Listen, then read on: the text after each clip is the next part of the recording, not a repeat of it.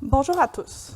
Bienvenue à cette conférence de presse concernant le contexte actuel de la COVID-19 au Québec et du système d'alerte régional à 4 paliers.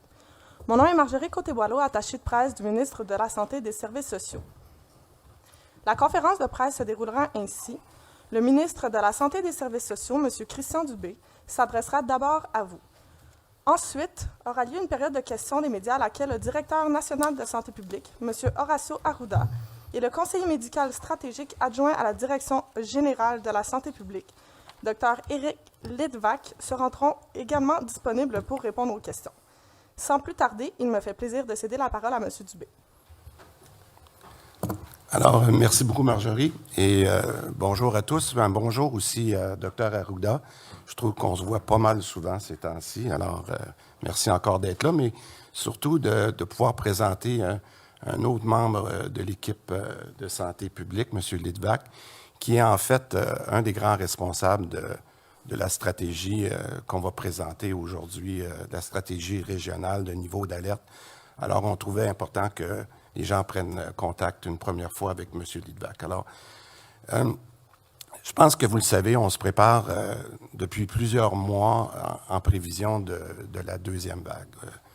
Aujourd'hui, on va vous présenter un outil qui va non seulement guider nos actions, mais nos décisions dans les prochains mois. Je parle d'un système d'alerte qu'on va appeler un système d'alerte régional et d'intervention à 4 paliers. Je pense que la plupart des journalistes ont pu en prendre connaissance là, dans la dernière minute, la dernière demi-heure. Notre gouvernement veut, je veux qu'on atteigne 2 objectifs avec ça, qui sont pour moi et pour notre gouvernement très importants.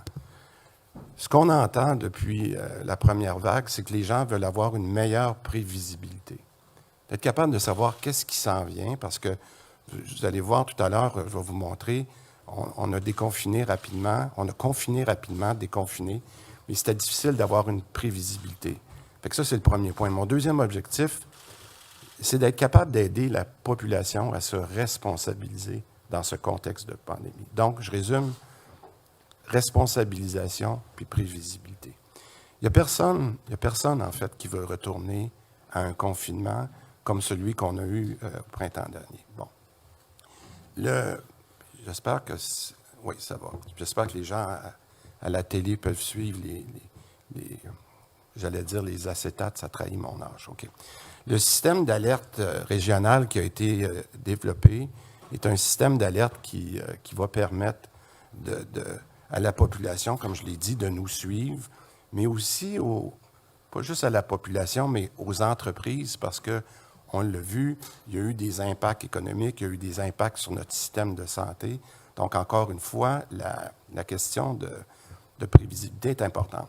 Puis, ce que vous voyez à l'écran ici en ce moment, c'est qu'on part du principe que les consignes de base que vous voyez, là, même s'il y a bien des gens qui n'aiment pas l'expression, c'est notre nouvelle normalité. On est parti d'une normalité, notre vraie vie, là, il y a 6 mois, c'est loin, là, mais on était là. Il y a eu un confinement important, massif en quelques jours, quelques semaines. Et au cours de l'été, on a remonté. C'est la courbe orange que vous voyez. Alors, la nouvelle normalité, je pense qu'on a réussi à gagner, même si elle ne fait pas notre bonheur. C'est vraiment là qu'on est dans cette nouvelle normalité-là, avec, vous le voyez dans la deuxième phase, des hauts et des bas qu'on voit là, ce que le docteur Arruda appelle les vaguelettes. Hein? Bon. Par contre, on sait que le virus, son évolution, ne se fait pas partout de la même façon. Et que, malheureusement, le respect des consignes sanitaires ne sont pas suivis dans toutes les régions de la même façon. Puis ça, c'est vraiment important qu'on revienne là-dessus. Donc, je vais aller à notre deuxième graphique. Le système d'alerte qui a été développé par la santé publique il y a quelques mois, donc, et on y travaille depuis plusieurs semaines. Vous verrez tout à l'heure quelques conclusions.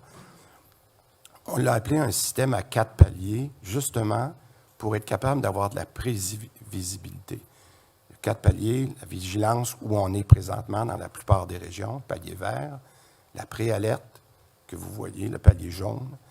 L'alerte modérée, le palier orange, ça commence à être un petit peu plus très sérieux. Puis l'alerte maximale, où on ne veut vraiment pas aller. Puis c'est un peu comme je vous avais expliqué la semaine dernière, le même que pour les systèmes de feux de forêt, là, une progression. Bon.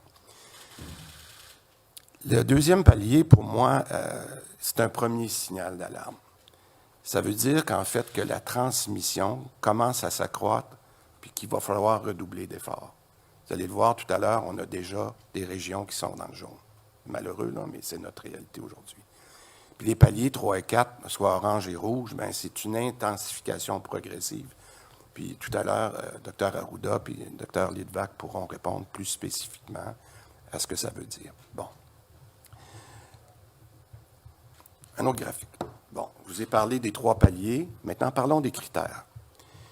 Il y a plusieurs facteurs qui vont nous permettre de suivre l'évolution de la pandémie, puis on va être très transparent de la façon dont on va le faire avec les gens. Pour qu'une région qui passe d'un palier à l'autre, voici ce qu'on va regarder. Bon, premièrement, la situation qu'on appelle épidémiologique. Le contrôle de la transmission, c'est le deuxième palier, le deuxième niveau, le deuxième critère. Puis le troisième, c'est la capacité du système de soins. Bon. Il y a aussi, puis ça c'est très important, c'est pas si c'était dans un ordinateur pour qu'on pouvait mettre nos données, ça serait plus facile, mais c'est pas la réalité. La réalité, c'est qu'il va y avoir des analyses qualitatives qui viennent compléter ces indicateurs-là. Parce que 3 critères, c'est bon, mais je pense qu'il y a des situations qui sont propres qu'on pourra discuter tout à l'heure. Donc, en fait, je résume, on a donc une multitude de facteurs que nous allons interpréter en fonction des enquêtes qui se font sur le terrain. Je veux insister ici sur un point. Ce que je présente, c'est nos critères de base qui nous permettent de voir les choses arriver, de mieux voir les tendances. Et c'est pour ça que dans le milieu du graphique, vous voyez autant des tendances à la hausse comme à la baisse. Puis, rappelez-vous, quand il y a quelques semaines, on a commencé à vous parler du fameux nombre de cas par million, bien, c'était de dire quelle est la tendance qui se passe par rapport à ça. Les gens, les journalistes l'ont très bien suivi, mais c'est un des nombreux facteurs qu'on va suivre dans les tendances. Maintenant, je le répète, ça va envoyer des messages très clairs aux gens qui nous suivent de prévisibilité. Et ça, pour moi, c'est important. Bon, maintenant, qu'est-ce que ça veut dire d'une approche qui est par palier? Si on passe du vert au jaune, soit ce qu'on appelle en mode préalerte, on pourrait avoir, par exemple, comme mesure supplémentaire, d'augmenter le contrôle de l'accès dans certains lieux publics. À partir du palier orange, on pourrait réduire le nombre de personnes dans les rassemblements privés. Je pense que ça, c'est évident. Au palier rouge, encore plus drastique, des mesures maximales pourraient être prises, par exemple, pour freiner la transmission. Je vous montre aussi, pas tout de suite, je pense qu'on pourrait faire cesser de façon permanente. Puis là, je vais prendre un risque de revenir ici. Attendez une minute. Je vais essayer quelque chose. Ici. Si vous voyez dans le bas de ce graphique-là, pour moi, c'est important. Parce que les mesures qu'on a annoncées, lorsque je vous disais qu'on était dans notre nouvelle normalité, il peut y avoir, vous voyez en bas, là, des ajustements de mesures additionnelles qu'on pourrait, au fur et à mesure, même si on reste dans le vert, d'ajuster certaines mesures. Je donnerai des exemples tout à l'heure, ou on peut aussi avoir des mesures temporaires. Alors ça, pour moi, c'est important de le mentionner. J'avais peut-être oublié de le faire tout à l'heure. Bon, maintenant. Ça, c'est important. Puis ça, c'est là qu'on est aujourd'hui. Donc, le modèle que le docteur Lidvac a développé avec la santé publique, avec toute l'équipe du docteur Arruda, on le teste depuis plusieurs semaines. Puis vous pouvez voir, je vais aller à la conclusion tout de suite, vous voyez qu'on parle ici de certaines régions qui ont déjà été dans le jaune. On peut penser à Montréal, on peut penser à la Naudière. Là, je regarde le graphique en même temps que vous. Mais la bonne nouvelle, c'est qu'au cours des dernières semaines, il y a eu des évolutions positives. Ça, c'est important, puis on pourra y revenir si vous voulez que je le remette à l'écran plus tard. Mais aujourd'hui, puis là, on y va par semaine. Si on regarde la semaine qui s'est terminée le samedi, toutes nos statistiques qui deviennent de plus en plus publiques sont toujours du dimanche au samedi. Alors, la semaine que vous voyez là, qui s'est terminée le 5 septembre, on a 4 régions du Québec qui sont dans le jaune, à savoir la capitale nationale, l'Estrie, l'Outaouais et Laval. Bon. Si on regarde sur une carte, c'est encore plus évident que c'est plus maintenant uniquement à Montréal, mais que c'est partout au Québec. Et c'est ça qu'il faut empêcher de faire, et ça sera mis à jour toutes les fois. J'aimerais parler ici rapidement aux élus municipaux, avec qui on a parlé beaucoup dans les derniers jours pour les avertir de ce qui allait arriver, puis du plan qu'on préparait, qu'on présentait aujourd'hui. Il y a eu beaucoup de collaboration, puis je vais prendre une petite pause ici, là. Il y a eu beaucoup de collaboration entre les santé publiques régionales dans la première vague, de parler soit avec les PDG des SUS et des CIS, entre les autorités régionales et les élus municipaux. À la lumière de où on est en ce moment, je pense qu'il faut reprendre ces discussions-là avec les santé publiques régionales pour leur expliquer. Moi, si je suis le maire de Laval ce matin ou le maire de l'Outaouais, ces élus-là municipaux vont être pris en contact dans les prochaines heures avec les santé publiques régionales pour leur expliquer en détail le modèle, puis pour dire bien, comment on pourrait faire pour revenir dans le vert, quels sont nos leviers, etc. Je n'irai pas trop dans le détail avec ça, mais c'est une demande qu'on a eue. J'en ai parlé beaucoup avec le docteur Arruda puis avec M. Lidvac. Ça va se faire dans les prochaines heures pour être certain d'être capable de l'expliquer. En conclusion, ceux qui en douteraient, là, le virus, il est vraiment là. Le virus est vraiment encore présent. La contamination, elle est communautaire.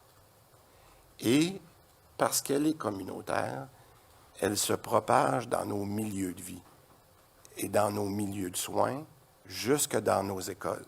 Je le répète, la contamination, elle est communautaire. Cette contamination-là communautaire a un impact sur nos milieux de vie, sur nos milieux de soins et sur nos écoles. Alors, le gouvernement, on s'est concentré à sécuriser nos milieux de vie, nos hôpitaux, nos écoles, pour qu'on prenne une vie plus normale. Maintenant, par contre, les Québécois, nous sommes chacun responsables de nos actes pour que le virus se propage le moins possible. Et ça, pour moi, c'est important. Tout à l'heure, j'ai parlé de visibilité, et là, je reviens sur la responsabilité. C'est la responsabilité qui est importante ici. Parce que dans le fond, c'est gagnant-gagnant. En restant dans le vert, en respectant les consignes sanitaires, on empêche le virus de s'infiltrer dans nos écoles, dans nos milieux de vie, et on protège aussi notre système de santé, on le sait, qui a été fragilisé. Mais en plus, on s'assure de pouvoir continuer nos activités avec une certaine normalité. Pour moi, la solution, elle est simple, et dans chacune des régions, la solution est entre nos mains, puis je ne ferai pas de mauvais jeu de mots en disant qu'il ne faut pas s'en laver les mains. Il faut justement continuer à se laver les mains. Tous les Québécois ont le pouvoir, et ça, je veux le dire très doucement, tous les Québécois, aujourd'hui, avec l'analyse qu'on vient de faire, ont le pouvoir de combattre le virus, et chacun peut faire la différence. Merci beaucoup. Je vais dire quelques mots en anglais. Today, we're pleased to unveil a tool that will guide our decisions and action over the coming month. I'm talking about the 4-level systems of regional alert and intervention that have been developed by our colleagues in the public health group. Dr. Lidvack and Dr. Arruda, thank you for all the work that have been done in the last month for that. The four-level regional alert system will guide the measure that we take. The system include, and you've seen the slide, a green level for vigilance, a yellow levels for an early warning, orange, which is a moderate alert, and unfortunately, we don't want to go there, but a red level, maximum alert. Now then, a number of different indicators that will allow us to follow the evolution of the epidemic and decide whether or not we want to change, and we have to change the levels that are warranted. The criteria are based on the following three criteria. The epidemiological, that's a tough word for me in English, even in French. The control of transmission, the second criteria, and the capacity of healthcare system. We need criteria to enable us to monitor conditions and as they arise and improve how we recognize the trend. Those levels will be reviewed each week by public health authorities, and those levels will be discussed with our municipal level. So mayors and MRC will be aware of what's happening and how they can have visibility, predictability, and action that can be taken at the municipality level, which is very important. All changes will be made public, as clear as we observe outbreak in all Quebec region. That's important to say. We are observing an increase in public, eclosion, as we call it in French. So, I repeat, health instructions need to be followed. Each and every one can make a big, big difference in containing the virus. We are all responsible for our acts. I want to thank you very much, and now we'll go for questions. Thank you. Alors, nous allons maintenant débuter la période de questions des journalistes. Comme il y a plusieurs journalistes dans la salle, nous allons nous limiter à une seule question par média. Donc, s'il vous plaît, précisez votre nom, votre média et à qui s'adresse votre question. Nous allons aller avec le micro 1 pour commencer. Bonjour à vous, Philippe Bonneville du 98.5 FM. Bonjour. Monsieur Dubé, on s'est parlé la semaine passée du nombre de cas qui augmente jour après jour. On parlait beaucoup de la moyenne mobile de 7 jours. Là, on est dépassé le 160 cas et plus sur une moyenne mobile de 7 jours. Il y a 120 écoles qui sont maintenant touchées par au moins un cas. J'aimerais vous poser la question à vous, M. Dubé, à M. Arruda aussi. Quel est votre niveau, on parle beaucoup de niveau aujourd'hui, quel est votre niveau d'inquiétude aujourd'hui face à la suite des choses, si on veut? Bon. Bien, je pense que la première chose, je vous l'ai dit, je ne vous le cacherai pas, je suis de tempérament inquiet, mais constructif. Alors, ce système-là qu'on vous propose aujourd'hui, qu'on propose aux Québécois, il n'est pas arrivé du jour au lendemain. Là. On y travaille, l'équipe, je l'ai dit, là, c'est depuis plusieurs mois. D'ailleurs, vous voyez, j'ai remis le graphique à l'écran pour montrer comment ça a évolué. Une des raisons pour lesquelles, puis vous vous souvenez, j'en ai déjà parlé, qu'on allait avec la moyenne mobile, c'est que ça peut changer très vite. Regardez, hier, on avait 215 cas. Aujourd'hui, on en a 163. Je prends ça avec un grain de sel parce qu'on est les jours suivants un long week-end. Est-ce que tous les tests sont rentrés? Il y a beaucoup de facteurs. Donc, il faut prendre du recul. Et c'est pour ça qu'on regarde un ensemble de critères. Je pense que ce qu'on donne aux Québécois aujourd'hui, puis j'apprécie votre question, pour moi, le nombre de cas par million d'habitants, c'est un des facteurs. On vous avait dit, ça, on le regarde, mais il y en a beaucoup d'autres. Il y a le nombre d'éclosions. Je vous dirais, puis après ça, je pourrais passer la parole, mais je vous avais dit la semaine dernière que ce qui nous inquiétait dans les dernières semaines, c'était le nombre d'éclosions. J'avais comparé ça au petit feu de Bousquet. Puis j'ai dit, plus il va y avoir de ces feux de Bousquet-là, plus ça devient difficile pour ces gens-là de contrôler les éclosions. Moi, je suis encore plus inquiet de cette partie-là. Donc, du nombre d'éclosions et de la taille. Et ça, c'est dans le deuxième critère que j'expliquais tout à l'heure. J'arrête ça là pour vous dire que c'est pour ça que dans nos 4 régions qu'on présente aujourd'hui, il y a assez de ces conditions-là pour les mettre en mode de surveillance. Peut-être. Micro 2. Non, même si Arruda voulait...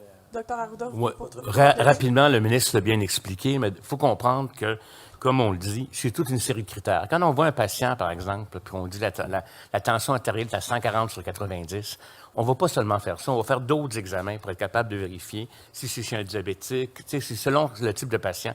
Donc, c'est la même analyse qui est faite, puis indépendamment même, pour être encore plus réactif que les données, avec les directeurs de santé publique, on a des conversations qui peuvent être aux 2-3 fois par semaine jusqu'à tous les jours pour voir, eux autres, qu'est-ce qu'ils détectent en termes de phénomènes. C'est vrai qu'il y a 120 écoles actuellement où il y a un cas, mais c'est des cas qui sont venus de la communauté dans l'école et ce n'est pas de la transmission dans les écoles.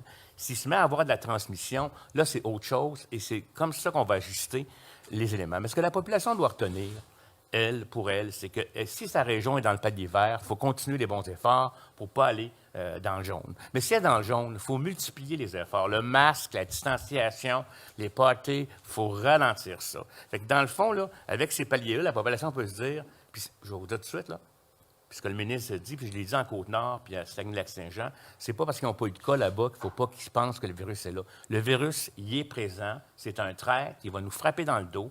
Donc, il faut mettre ces paliers-là. Puis là, la population peut savoir. Ça ne veut pas dire que parce qu'on est dans le vert, qu'il faut arrêter de prendre les mesures. Ça veut dire qu'il faut les maintenir pour ne pas passer au jaune. Et l'espérance qu'on a, comme disait le ministre, c'est qu'on peut être dans le jaune puis revenir dans le vert parce qu'on a réussi à contrôler l'éclosion qui est là.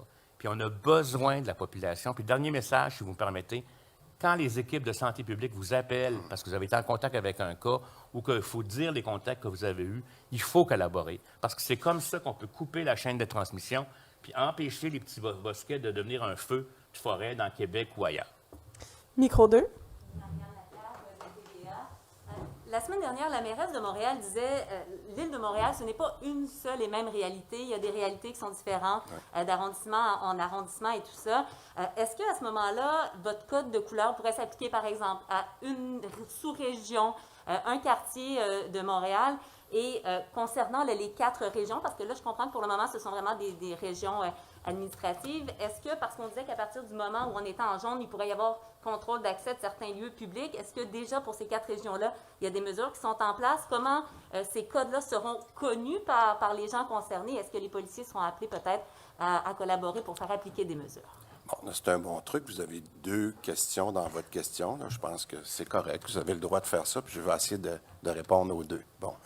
Pour ce qui est de Montréal, je vais appeler ça sous-région à l'intérieur des régions, c'est évident que quand je regarde des régions comme, quand je regarde Montréal, ou des régions comme la Montérégie, où il y a plus qu'1,5 million d'habitants, qui est très large, quand on pense à les Laurentides avec les Hautes puis les Basses Laurentides, oui, on travaille avec nos 18 régions qu'on a montrées, mais c'est sûr qu'il va falloir aller dans des sous-régions parce que les conditions peuvent être très différentes. Là, aujourd'hui, on vous présente ça, mais à l'intérieur des équipes, il va y avoir des discussions. Puis, j'en ai parlé pas plus tard qu'hier avec Mme Plante, parce qu'on a à l'intérieur de Montréal des différences importantes dont il va falloir tenir compte.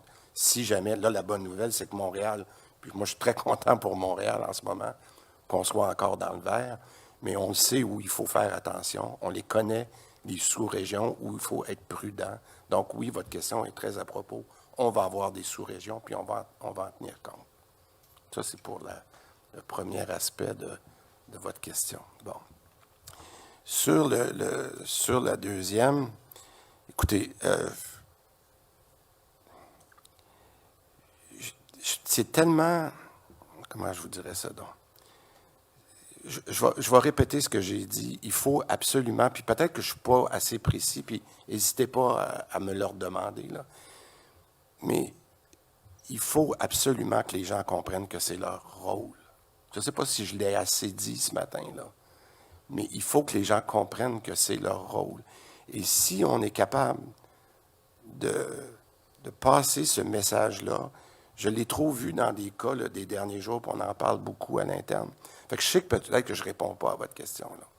Mais vous avez le droit de me la reposer. Bien, pour les gens de Laval, de la capitale nationale, de l'Estrie, de l'Outaouais, là, ils apprennent qu'ils sont dans le code jaune. Est-ce que pour eux, ça veut dire des restrictions qu'ils n'avaient pas jusqu'à maintenant? Est-ce que Et de quelle façon ça va être appliqué, en fait? Est-ce que ce sont les policiers qui vont être mis à contribution? Comment ces gens-là vont le savoir, ceux qui ne seraient pas, par exemple, à l'écoute? J'ai des réponses que je peux... Bon, je vais être plus direct d'abord. Il y a des réponses que je peux vous donner aujourd'hui de ce que ça implique pour ces régions-là. Je vais revenir ici. Dans le niveau jaune, quand on parle de mesures de base qui sont renforcées, bien, c'est sûr qu'il va y avoir plus d'inspections. Bon, ça, pour moi, c'est très clair. Des inspections qui nous viennent de... Puis ça, je peux vous le dire aujourd'hui, là. Il va y avoir plus d'inspections qui vont nous venir de la CNEST ou qui vont nous venir, par exemple, de santé publique avec les équipes. Mais ce qui nous reste à clarifier, deux choses, avec la sécurité publique, donc avec le groupe dont notre vice-première ministre est responsable, elle va annoncer dans les prochains jours des mesures plus coercitives. J'aime pas le mot, mais on a dit qu'on avait été assez patient durant l'été, parce que c'était l'été, puis on avait vu qu'il n'y avait pas de contamination importante. Ce que Mme Guilbeault est en train de regarder avec son équipe en ce moment, c'est comment elle va arrimer une progression de ces mesures-là avec notre code de couleur.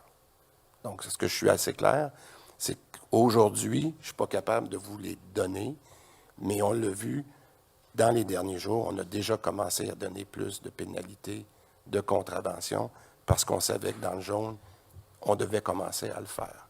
Donc, là, je suis beaucoup plus précis. C'est pas pour être, je dirais, de viser ces régions-là, parce qu'on le voit, souvent, c'est tellement limité à un petit nombre d'individus que je ne veux pas blâmer la région, mais vous comprenez ce que je veux dire, c'est pour ça que je suis très prudent. Le dernier niveau, puis c'est pour ça que j'ai mis le graphique à l'écran, il va y avoir aussi des mesures additionnelles qui vont être annoncées dans les prochains jours, mais je voulais faire attention aujourd'hui parce qu'on attend des réponses imminentes de la santé publique sur certains éléments, mais je voulais qu'on fasse aujourd'hui la présentation sur la régionalité. Et c'est ça que... Alors, excusez-moi si ça a été long, mais je voulais vous donner... Vous avez bien fait d'avoir deux questions. Merci. Micro 1. Bonjour, M. Dubé. Olivier Bachand de Radio-Canada. Vous parlez de prévention. Il y a peut-être quelque chose qui va faire valeur de symbole aujourd'hui.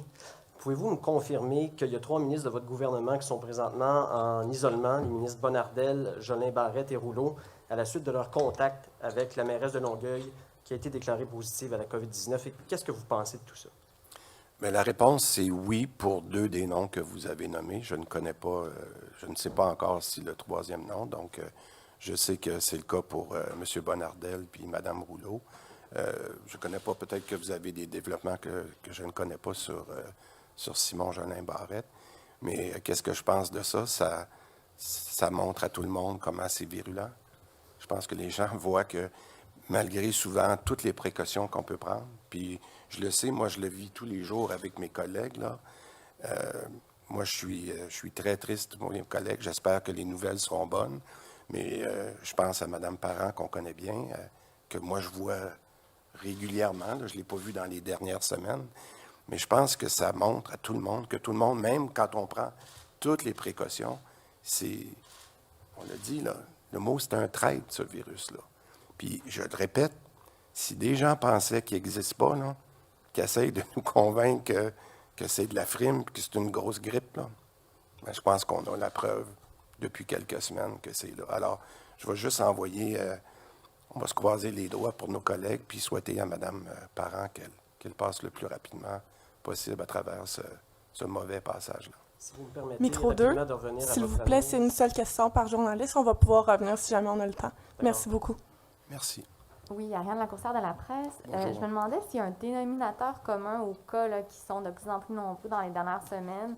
Puis est-ce qu'on apprend des choses avec ces cas-là, peut-être par rapport à la transmission aérienne? On voit qu'il y a des études un peu à l'international. Donc, est-ce qu'il y a aussi un dénominateur commun? Là, ça? Je vais laisser M. Arruda. Écoutez, ce qu'on se rend compte, c'est que les cas sont dans la communauté. Il y a vraiment, là, on n'a pas un profil actuellement. Là, vous savez, en première vague, on avait un profil CHSLD, là, puis c'était là que ça se passait. On était tous confinés, donc on n'a pas vécu ce qui est en train de se passer actuellement à bas niveau. Ce qu'on a, on a des enfants qui ont attrapé la COVID chez leurs parents dans un party ou quoi que ce soit durant les vacances d'été, qui sont rentrés à l'école, mais heureusement, dans l'école, ça ne s'est pas transmis.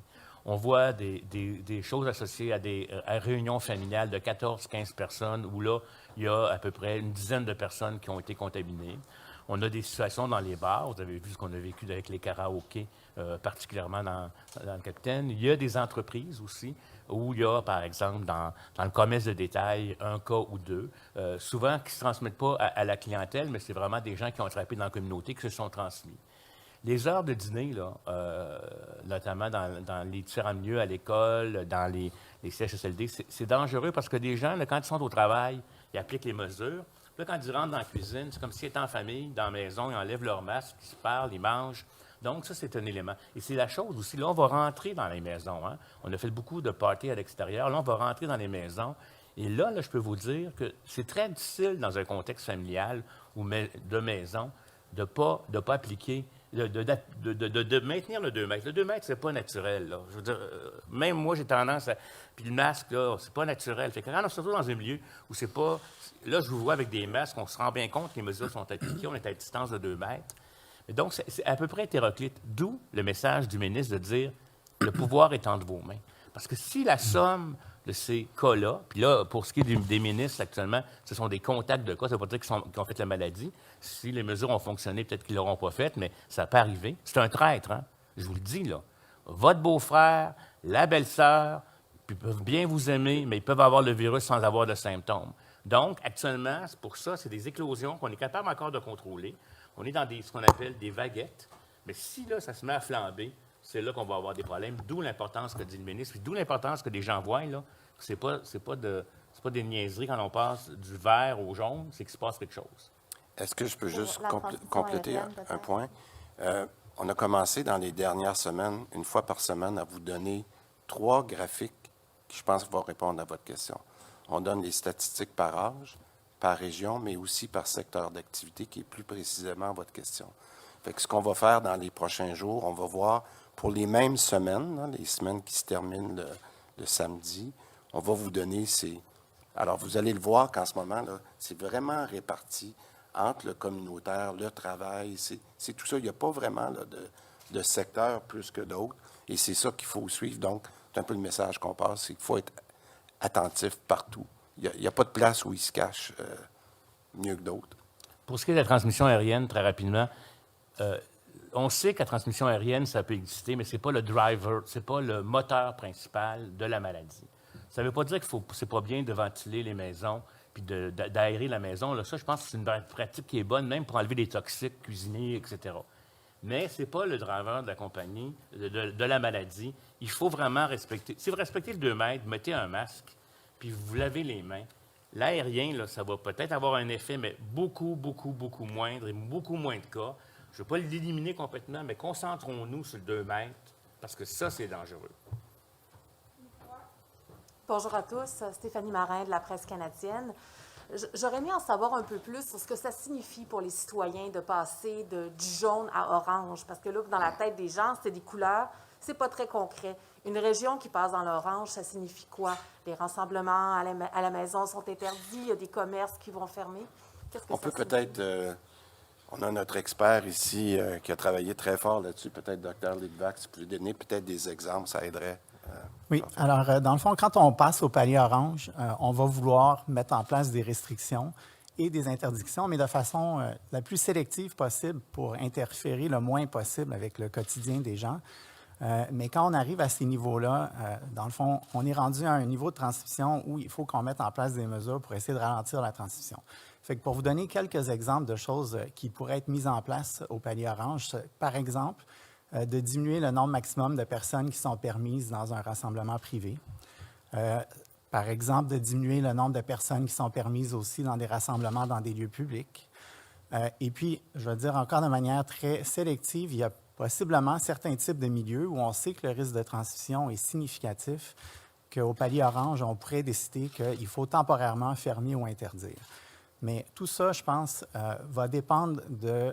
donc, on a des analyses qui nous permettent d'entrevoir, mais on veut vraiment attendre de voir le moment venu, quelle est la situation qu'on observe, où se produit la transmission. pour être capable de prendre les bonnes décisions et si on a à mettre en place des limites, qu'elles soient en fait, je veux dire, qu'elles interfèrent encore une fois le moins possible avec la vie des gens à tous les jours. Et c'est un peu la même chose pour les commerces.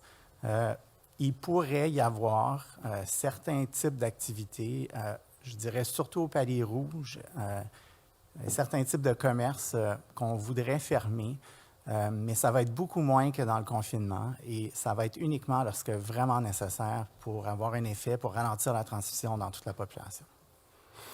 Quand vous avez dit des milieux qui sont peut-être plus à risque, c'est quoi pour vous un milieu? OK. Bon, milieu au sens de secteur, activité. Donc, je peux vous donner un exemple. Peut-être quand on parle de rassemblement public ou de rassemblement, c'est-à-dire dans un lieu public, actuellement, on a une limite de 250, puis ça s'applique à différents types de milieux ou d'environnements. Quand on va arriver au palier rouge, on va peut-être vouloir différencier certains types de milieux où le risque n'est pas le même. Donc, par exemple, 250 personnes qui sont dans un environnement très contrôlé, où elles sont assises à des places fixes, sans parler, sans bouger, ça n'a pas le même risque que 250 personnes qui sont dans une grande salle où elles circulent, où elles interagissent entre elles. Donc, vous voyez, par exemple, une salle de spectacle versus une fête pour un mariage, par exemple, dans une salle communautaire. Ce sont deux milieux ou deux environnements dans lesquels le risque n'est pas le même. Et ça va vouloir dire que quand on va avancer dans les paliers, ça pourrait qu'il y ait des restrictions qu'on applique à certains types d'environnements ou de milieux comme ça, où le risque est plus grand, puis où on ne peut pas contrôler le risque malgré toutes les mesures qu'on veut mettre en place. Micro 2. Merci. D'accord. OK, merci. Bonjour, Hugo Duchesne du Journal de Montréal. Je comprends qu'entre les niveaux jaunes et orange et même rouge, là, on serre quand même la vis pas mal, mais pouvez-vous préciser c'est quoi la différence entre vert et jaune? Parce que je n'ai pas l'impression que pour les gens, il y a une grosse différence. Très bien. Bien, je vais essayer, mais je voudrais que Dr. Lidvac complète. Pour moi, là, je vais en donner 4. Il va y avoir sûrement plus de communication et d'action de santé publique. Ça, c'est clair. Vous allez voir plus d'inspections, vous allez voir les gens beaucoup plus sur le terrain, parce qu'on a quand même un nombre limité de personnes. Puis quand je vous ai dit, là, ça veut dire que dans 4 régions, il y a des feux qui sont allumés, là, puis il y a un nombre d'éclosions. Donc, ça veut dire que les gens vont voir qu'ils sont dans une zone qui est plus à risque. Ils vont le voir, ils vont le sentir. C'est la première chose. Ensuite, on va inviter plus de groupes spécifiques à se faire tester. On le voit, là, quand ça arrive, là, vous avez vu dans la région de Québec, là, pour ne pas la nommer, là, il faut arriver et dire, écoutez, dans telle région, ce qui est arrivé avec le bar à karaoké, qui est rendu malheureusement, puis je n'ai pas peur de le dire, avoir un impact sur les écoles. C'est triste ce qui arrive là, à Québec. Là. Alors, il va falloir dire dans cette région-là qu'on le fait, il y a, avec notre DG, il y a un impact. Là. On est obligé de dire à ces gens-là, allez vous faire tester, vous êtes dans telle région de Québec, parce que donc ça, c'en est un exemple. Je dirais que ce que j'ai expliqué tout à l'heure, que j'hésitais un peu dans la question, puis je vais être clair, il va y avoir des contraventions supplémentaires. Ça, c'est sûr. On avait été indulgents à date, on va en donner plus. Parce que là, on se dit, malheureusement, si les gens n'écoutent pas, on va passer à cette étape-là. C'est malheureux, mais on avait averti assez d'avance. Puis là, on dit, vous êtes dans le jaune. Bien, écoutez, soyez conscients que si vous ne respectez pas les règles, il y aura, et c'est pour ça qu'on a demandé à la vice-première ministre d'arriver dans les prochains jours avec un arrimage avec le même genre de points. Puis, je dirais, là, puis vous m'aiderez, Dr. Lidvac, mon 4e point, c'est demander à nos commerçants, parce que, rappelez-vous, il y a quelques mois, vous nous disiez, oui, mais pourquoi vous mettez la pression sur les commerçants puis pas les individus? Là, on vous dit qu'on va y aller plus sur les individus dans ces zones-là, mais c'est sûr qu'on va demander aux commerçants de continuer à nous aider aussi. Fait que je résumerai, là, je pense que les gens dans ces régions-là, ils vont le sentir, mais je le répète, c'est un mode de pré-alerte. C'est facile d'en ressortir. Et c'est ça que je voudrais que le message soit ce matin. Vous êtes responsable de votre région. Parlez-en avec vos élus municipaux. La santé publique va collaborer, mais c'est entre nos mains. C'est pas du ciel que ça va arriver. Là. Je ne sais pas si... Je pense que M. Dubé l'a très bien expliqué. Dans le fond, le palier jaune, là, il faut le comprendre comme un message qu'on donne à la population. Attention, on n'est pas dans la bonne direction et si on ne rehausse pas notre niveau de vigilance, tout le monde ensemble, on va éventuellement atteindre un niveau, il va falloir mettre des restrictions additionnelles. Donc, au palier jaune, il n'y a pas vraiment de nouvelles restrictions. C'est les mêmes règles pour tout le monde, pour la population. On peut continuer à faire les mêmes choses. Par contre, il y a un ensemble d'efforts qui vont être déployés pour s'assurer que ces règles-là sont bien comprises, bien respectées dans tous les milieux. Et puis, M. le ministre vient juste de donner de beaux exemples de ce que ces efforts-là pourront être. Puis je voudrais ajouter, M. le ministre l'a dit, passer du jaune au vert, ça peut se faire. Ça peut se faire en appliquant les mesures qu'on veut absolument qu'elles soient appliquées, puis en les intensifiant, puis en rappelant du monde. Mais quand on va passer à l'orange et au rouge, ça va prendre beaucoup plus d'efforts pour revenir en arrière. Fait que, dans le fond, là, c'est comme si je vous disais, regardez, on n'a pas de feu orange au Québec, là, c'est jaune, vert, jaune et rouge. Là. Mais quand on est sur la jaune, il ne faut pas continuer à accélérer, on est supposé d'arrêter et de revenir comme tel. Fait que ça, je trouve ça important qu'on le comprenne parce que c'est réversible. Le cancer n'est pas encore trop dangereux. On peut le traiter si on applique le bon traitement. Micro 1. Oui, bonjour. Amélie Pineda du journal Le Devoir. Vous avez beaucoup parlé, M. Dubé, de la responsabilité des citoyens face au niveau d'alerte qui va être donné pour chaque région. Actuellement, il y en a 4 qui sont dans le jaune. On comprend que Québec, malheureusement, le fameux événement karaoké a contribué à tout ça. Dans les 3 autres régions, est-ce que vous avez été en mesure de cibler dans quel secteur d'activité cette transmission-là a mené à ce qui se classe dans la catégorie jaune? Je vais donner la réponse à M. Arruda. Juste pour donner un exemple, en Estrie, il y a eu un territoire dans la ville, 2 territoires où il y a des clientèles plus vulnérables, facteurs de compréhension ethnoculturelle, etc., qui ont amené une contamination communautaire. C'est en train de rabaisser. Le docteur Poirier me disait hier que c'est en train de rentrer en contrôle. Donc, ça peut être très différent d'un endroit à l'autre. On pourrait parler de Laval avec les parties privées. C'est ça. Il y a aussi des parties privées. Un party peut générer... Je m'excuse d'être aussi direct. Là, non, mais c'est ça. Il y a des parties qui peuvent arriver qui créent 15-20 cas, des mariages. On a eu des situations qui vont même impliquer différentes régions parce que des gens vont d'une région à l'autre. Ils ont eu des célébrations. Donc, on a véritablement ce profil qu'on appelle communautaire. Là. Je ne sais pas si vous comprenez ce que je veux dire. Là.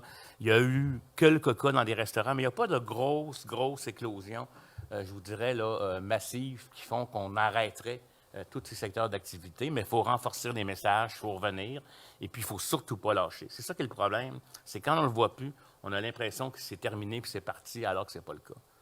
Mais quand vous voyez ces parties-là ou ces mariages-là, ces Québécois-là ne comprennent pas votre message ou comment vous l'interprétez? Bien, les gens retournent... Vous savez, moi, mon objectif, les gens retournent à leur fonctionnement normal en l'oubliant. Puis je vais vous dire, comme je vous l'ai dit, là, c'est tellement facile. Ici, c'est clair, là, hein? Photographes, médias, il y a de la place.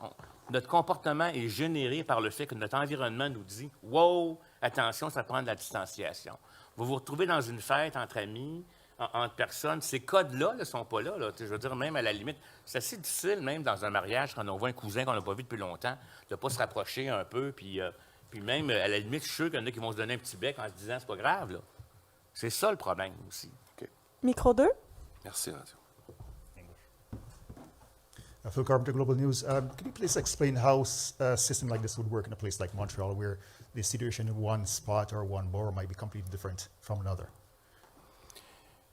If I need help, I think that I had a question earlier. Do we have a full region approach or a sub-region approach?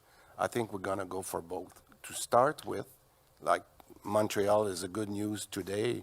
Montreal is not in the yellow. Montreal was in the yellow a few weeks ago, and not only the numbers, but all the qualitative factors have been positive in the last few weeks. Now, within Montreal, we also going to look, and that's what we were discussing with Madame Plante yesterday, how can we have a more targeted approach with certain sub-region so that we can be, and I've said that many times, ahead of the parade. And this is the reason why we have this system here, is to say, Madame Drouin of Public Health in Montreal will be discussing with the team, with all the teams surrounding Montreal, to make sure that we looked at it with a more targeted approach. So I think it has worked. I think we will need to have those discussions to make sure that we look at region, but sub-region as well. Okay, thank you. Rob Lurie from CTV News. Good morning. For Monsieur Dubé, and also I'd like to hear from Dr. Litvak on this. Why the need for this type of system? We all already know that there is a lot of information in the media. I want to know, do you believe this is necessary because as we enter the second wave, are we suffering from COVID fatigue? Is that why we need this? That's a very good question. Can I say that I think one of the remedy is communication. I think communication is a key element to making sure that we don't get into the high level of that second wave. You see how sensitive that is? Remember, 2 weeks ago, we were in the 60 cases per day. We're now over 200. So I think communication is one key factor. Why do we say that? Because also of, hope that's a good word in English, but previsibility. I think I remember in the last 2 days, I've been making a lot of calls to municipal levels of elected people, and they were saying, we love this because now we know where we stand today. How can we explain it to the population? Because there is a fantastic leverage that we can have with the population if they understand where they stand and that the solution is in their hands. So I go back to communication at our level, at government, but also at municipal level. And this is the reason we're going to ask, maybe I repeat myself, but we're going to ask at regional public health to be in communication with mayors and MRC to explain how the system that has been developed works. So if they know, and they know they have the strength in their hands to make that difference, I think we can, again, I'll go back to that curve, stay in this minimal level as opposed to increasing, which we don't want to go to. And Dr. Litvak, about that COVID fatigue question, is that the importance here? I think it certainly is one of the elements. You know, it's important that we understand that COVID is going to be with us for a while to come, potentially many months. And during that time, the situation is going to keep evolving. So right now, we're preparing for a potential second wave, and we're worried about a potential second wave this fall. But over the next 12 months, there might be several smaller waves, and there's going to be an ongoing situation that's going to be changing in an ongoing way. So I think it's important, yes, that we try to avoid COVID fatigue because, as has already been said, the virus is there even when we don't see it very much, and we cannot let down our guard. But we also need a system that's going to inform the population as the situation changes. What is the risk level? How is it changing? So the whole idea of having a system like that is so that people can understand in advance what are the messages that are going to be given, when will they apply, and what's going to happen, and at what point are we going to have to start restricting daily activities a little bit if we need to reduce transmission further. So we need a system that's going to be with us for the months to come, and that people are going to gradually and understand, and that they'll understand what the impacts will be, you know, if transmission continues to rise. Micro 2, s'il vous plaît. Matthew Lapierre, Montreal Gazette. Is there a worry that if the current trend continues, we're going to need the orange and the red alerts for some regions in the coming months? I hope not. That's exactly what we're trying to prevent. Thank you for asking that question. That's exactly the reason we're here today, to explain that it is possible that we could go there, especially in certain regions, but I think we can look at the positive side of it and saying that if people, because we understand, we gave example even at MNA that, you know, we can contract the virus. So, but I'm just saying if there is one thing that I would like people to retain today, it's in their hand, and we don't want to go there, and this is their responsibility. So we don't want to go to red. Micro 1. Simon Nakaneshny, CBC. You talked a lot about communication. You say it's in people's hands. At the same time, at what point do you think the carrot approach reaches its end and the stick approach needs to happen, where you need to put the hammer down on some of these situations like you spoke to deter people from getting to the yellow? I mean, is it enough to just keep asking people, or is it time to start putting the hammer down a bit?